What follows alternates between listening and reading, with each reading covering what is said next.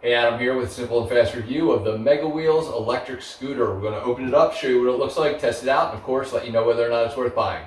So when you get it out of the box, you'll find your toolkit and instruction manual in that little box, as well as a well-wrapped, and it was very well protected scooter. I just want to make sure that it's difficult to actually get these things out of the box. That's why I don't actually unbox them, because they're so well packed and protected. So first thing you're going to need to do is just connect your handlebars, but we'll go ahead and run through the instructions here and get it all put together.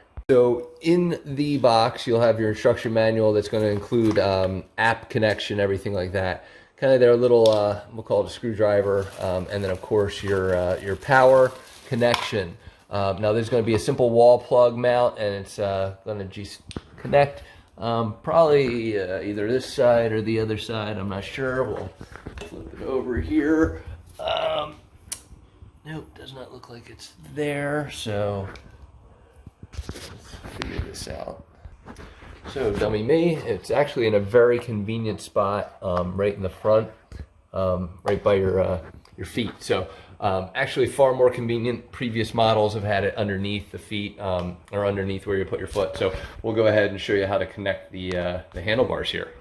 So I actually first want to show, when you first get it out of the box, this will actually just kind of lift up and it will click in, and then you can just simply lock it in place. Like so. And so that's the first thing that you really want to do before you put the handlebars in. And then handlebars, just going to feed your tubing, your wiring, I mean, through, down into this. So that can be a little bit of a pain. All right, so when installing, just make sure that the brake is on your left hand, and you should have your bell right there as well, and your acceleration on your right hand side.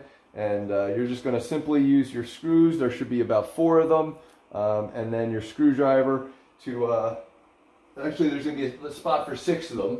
I apologize. So you'll have 2 on each side to the right, 2 on the left, and then 2 right in front of you. So just going to show you where they go. There's 2 on that side. There'll be 2 right in front of you here, just so you know. And then there should be an extra. I think this comes with 6 total, or I'm sorry, 7 total screws, just in case you lose one. But they'll just screw in. So I'm going to just speed up this process and let you see it after. All right, so to get this piece down, what you're going to need to do is just kind of bring this up. There's a little kind of lever right there. You bring it up and then pull this back away from the main handlebar. And then something that's important to note, and so I'm going to kind of show you on an angle a little bit. In order to get this released, you have to actually press this down, and then it'll release the handlebar, because it just kind of clicks in place and will stay there steady. So you have to kind of push this down a little bit to get full release. And then what you're going to do is you'll find a little hook right here, and that's going to hook basically right into your to your bell. So I don't know if you can see that or not, but the bell kind of just clicks right in, and I'm sure I'm giving you a terrible angle. Let's see here if we can do that better. So that'll just kind of clip right in, and that'll allow it to be transported, nice and easily, lifting, and obviously you'll have a kickstand right there. So we're going to go ahead and get this charged up. So charge it up fully, and then we'll download the app and walk you through that a little bit. See it plugs right in, and you should see a red light show you're charging. So we'll take it from there. All right, so you're going to download the app, and once you open it up, you're going to need to bind by search. Turn on your device. Should find it. And while we're at it, you can probably see the tail light, and let me get you the headlight, kicks on, and you'll select from the picture below.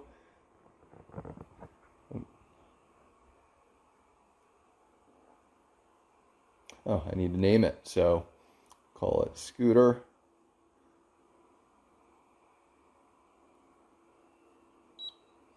And there we go. So from the app, the battery level is visible. It tells you how much more battery levels there, how much more time you can ride this thing. It's 9.5 miles currently at 73%. That just ticked up from 9.4. You'll have connection, you'll have your settings, so you can kind of do a number of different things as far as miles, units, instructions, all that stuff. You can unbind from there as well. And I'm pretty sure you can go from low, medium to high adjustments, and then headlight and tail light, you just turn them on and off. And we'll kind of show you, turns that on and off. So if you're riding at night or anything and you want to have those on, I think it's always a good idea to have them, but you know, that's just me. And then of course you can lock this thing. So if you're going to go away from it and just want to park it and make sure nobody can drive it away, you're just going to go ahead and lock and unlock it, and that'll kind of adjust. And then of course low, medium, high gears. And then of course you can play around and see the adjustments, your record and all that. And then of course all your personal stuff, binding choice, all that stuff. So let's go ahead and show you while I ride it. So just connect it to the app and you should be ready to get going by just unlocking it and taking it from there.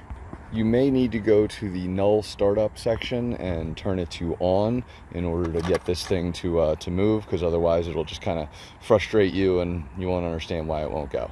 Once you've done that, you can hop right on and start moving, and we'll kind of just show you what the traffic looks like here, or the road looks like. It can ride on just about any garbage road.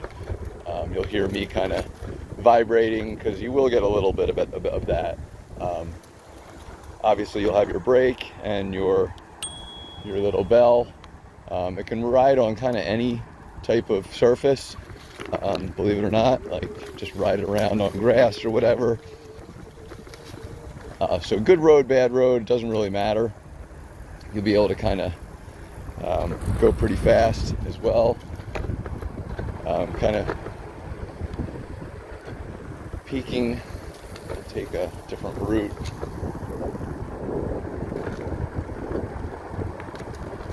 Show you again, it kind of rides on any surface.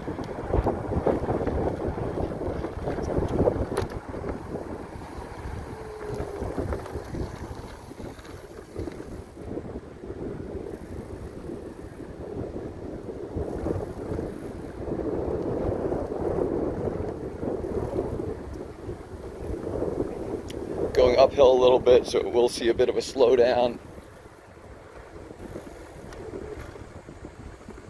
But it handles all the bumps and curves and everything like that really, really nicely. If you haven't noticed, again, going off-road, no problems whatsoever. Handling it.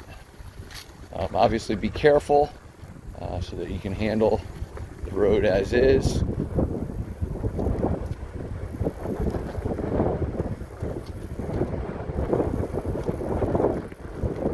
It does a really nice job, and obviously this is kind of like a sidewalk area through a park, but if you're just going on regular roads, you should have zero problem whatsoever. Handles bumps and everything really, really nicely.